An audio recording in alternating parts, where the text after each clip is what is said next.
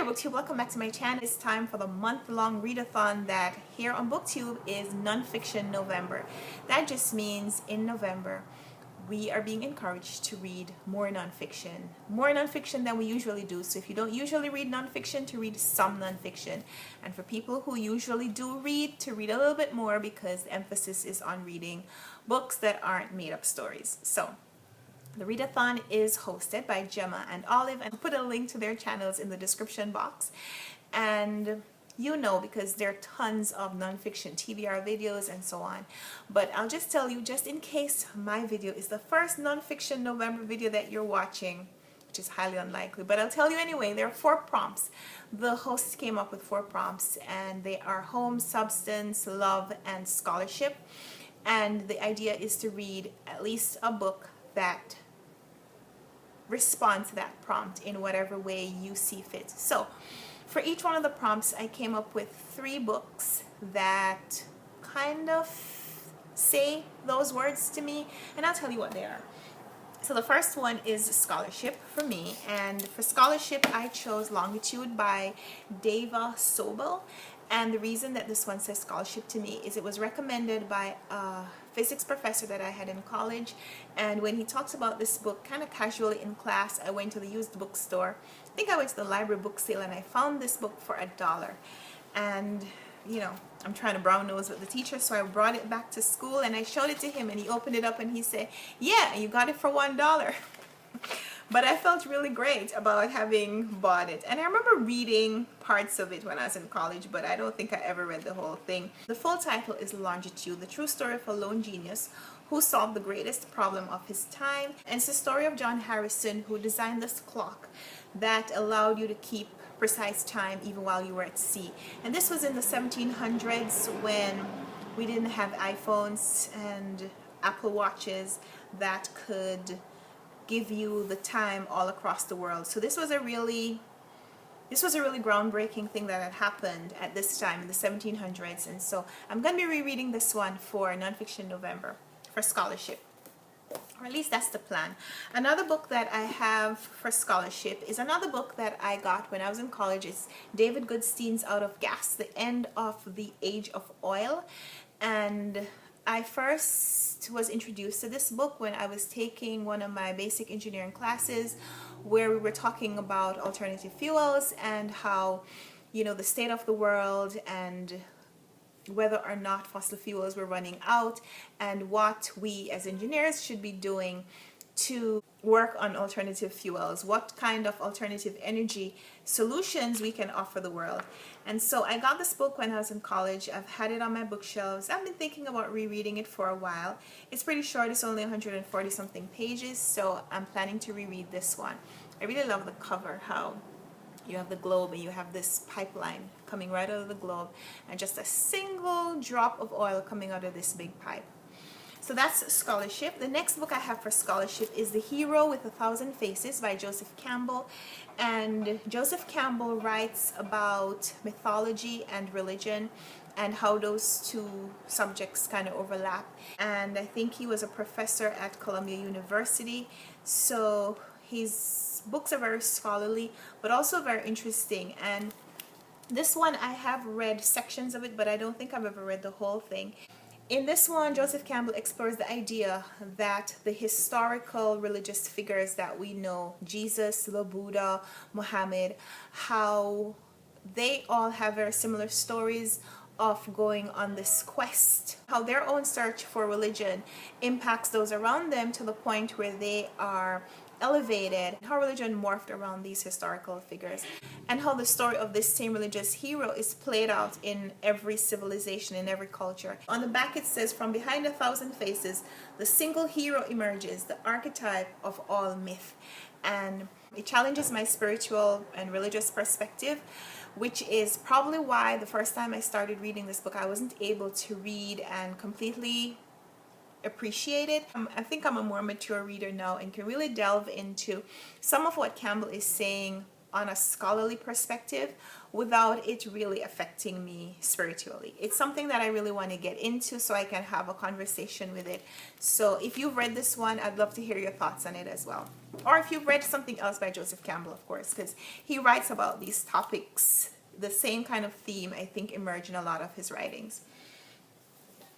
For the home category, I have 3 books. One is a memoir, The Girl Who Fell to the Earth, a memoir by Sofia Almaria.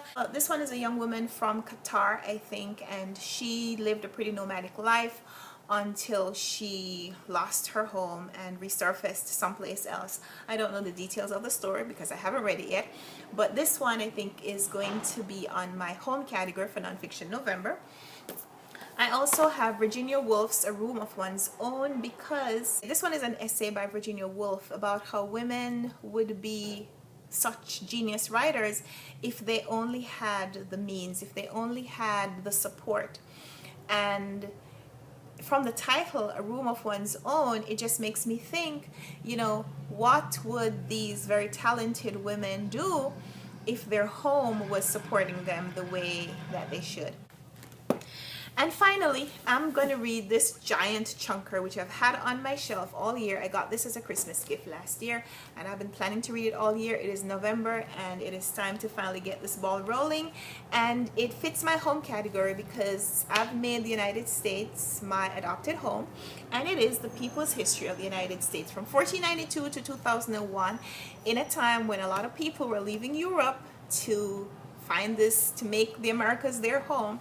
It also covers the history of the African American people who were brought here as slaves, who were forced to make this their home. And in 2001 is the year I moved to the United States and made this my home. So this, I think, completely, perfectly fits the home category. So that is category number 2. The next category I have is love, and for love, one of the things I love to do is write, and I'm going to be reading Bird by Bird, Some Instructions on Writing and Life by Anne Lamont. I bought this earlier this year and I still haven't picked it up. So this is my first book in the love category. I also have Cleopatra, I Am Fire and Air. This is a biography by Harold Bloom, and Cleopatra is best known, I think, as half of the duo Antony and Cleopatra, and so she is known for being a lover. So I want to read this one also for the love category.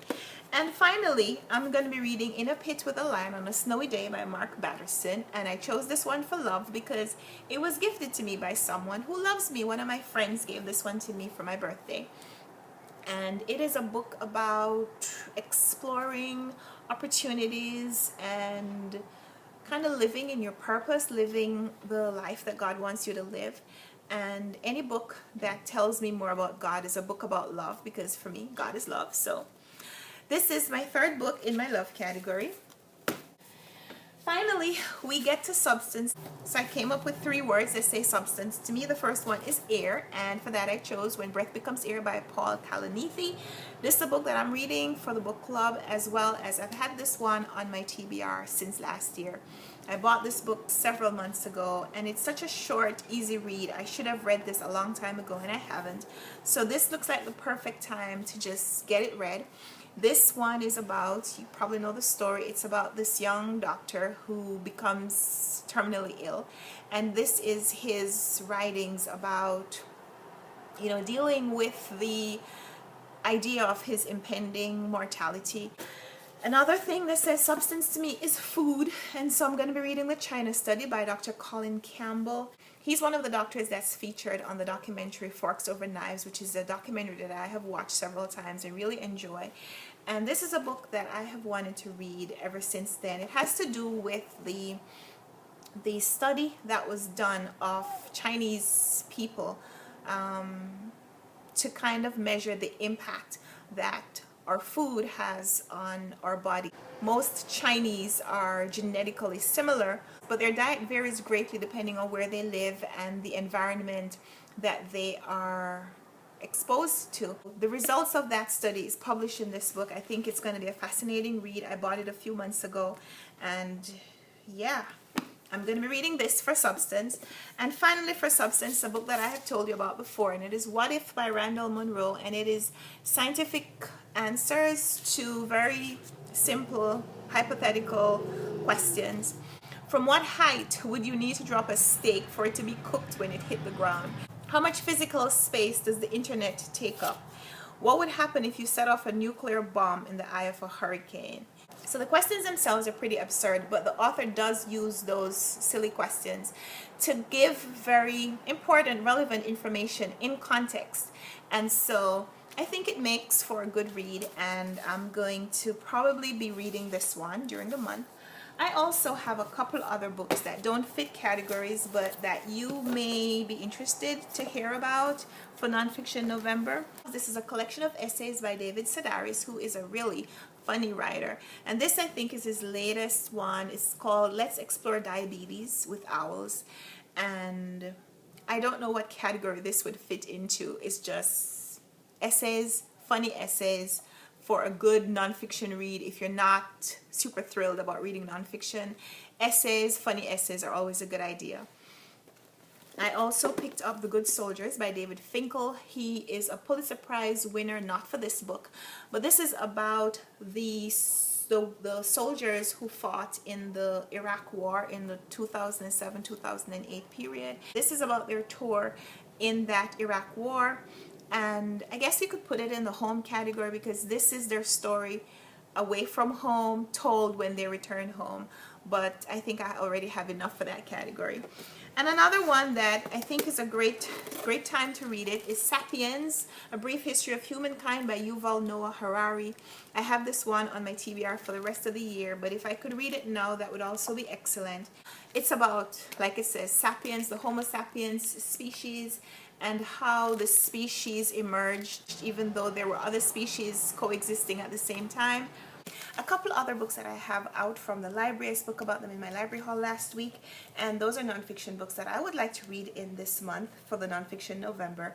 And one is The Rise and Fall of Adam and Eve by Stephen Greenblatt, and the other is Deep South by Paul Thoreau. And both of these are library books, so I would try to read those during the borrow-a-thon, readathon, so that I'll be able to complete that readathon as well. I also have November. November is also Tome Topple readathon, and in keeping with Tome Topple nonfiction, I do have The 4-Hour Body that I bought earlier this year by Timothy Ferris, and this one is a huge book. It's over 500 pages. Tim Ferriss is known for his 4-Hour Workweek series, and in this one he focuses on health, how we can streamline our efforts to get maximum results. And I'm really looking forward to going through this book, so I'd like to get to that one during Nonfiction November. And of course I mentioned this one, which is a tome, so I'll be able to read those during Tome Topple. This one is over 700 pages. So those will help me with my Tome Topple readathon for Nonfiction November. These 5 are library books, so I'll be able to read these during the borrow-a-thon and still do nonfiction pretty much all month if I stick with that theme. However, I won't, because I like the made-up stories. So I will make another TBR video to deal with my fiction TBR, and that will come later because I don't want this video to be too much longer. So those are some picks for Nonfiction November. I might get some new books between now and then that I will be picking out of, because you know how it is around here. I go to the library, I come home with a lot of books, and some of them might be nonfiction. So I might read some other books that are not on this list, but these are some of the books that I'm going to be choosing from during the month of November for Nonfiction November. Leave me a comment down below if you're also doing Nonfiction November. If you posted a TBR video, leave me a link of your video and I'll go and watch it. Even if it gets marked as spam, I will, unmark it and go watch your video. Or just let me know that you put a video up and I'll go visit your channel if you did so. If you've read any of these books and want to give me some feedback, go ahead and tell me that in the comments as well. And thanks for watching this video. Leave me a comment. We'll talk down there, and until next time, happy reading. Bye.